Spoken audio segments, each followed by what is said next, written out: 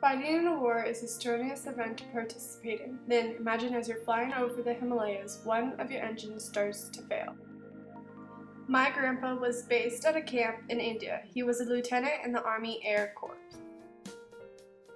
During World War II, the U.S. Army was flying over supplies to China. They were trying to support China with their fight against Japan. My grandpa was serving in the Army at this time. He was sent out on a mission to fly over the Himalayas, or the Hump, and deliver supplies to China. This task is not as easy as it seems, because there are one too many stores of people leaving and never returning. He was the pilot in command, and he was flying with a co-pilot and an engineer. As they started out, everything seemed to go normal. They had loaded the plane with the supplies and everything was running smoothly.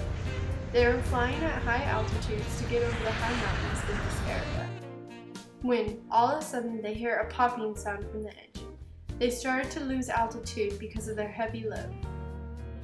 The engineer started to work on the failing engine, but he could not find what was wrong. My grandpa was trying his best to keep the plane steady, but it kept going down farther and farther.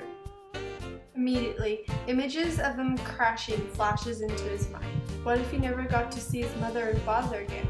He might not get a chance to say I love you to his girlfriend. He might never get to have a family and to see his children grow up and grow old with his wife. The engineer says that he cannot fix the problem. They are going to have to bail out of the plane. My grandfather held the wheel while the engineer jumped out of the plane, then the co-pilot. He was the last to go and they're going down quicker than before. As he got to the door, he saw the jungle below him. A wave of nauseousness overtook him. He gathered his courage and jumped out of the plane. He knew that he was to count to 3 before pulling the ripcord, but right when he jumped, he pulled the cord right away. He was falling head first until the parachute caught, and it pulled him back so quickly that it burst all of the blood vessels in one of his eyes. Now he was not just falling into the unknown jungle, he was falling into it with just one eye.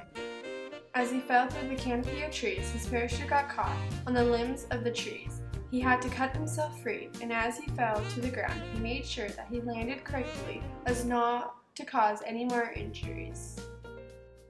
When he landed on the ground, he sat for a while to get his bearings and dress his iPhone.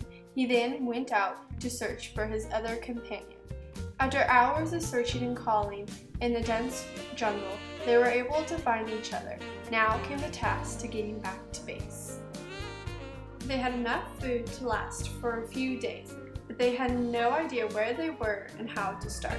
After 3 days of wandering the forest, reflecting on their lives and what they did do and what they wished to have done, they wandered upon a native tribe. At first, they were nervous, not knowing what the natives would do to them, but luckily the natives knew that if they returned the Americans back to the army, healthy and alive, they would receive a cash reward.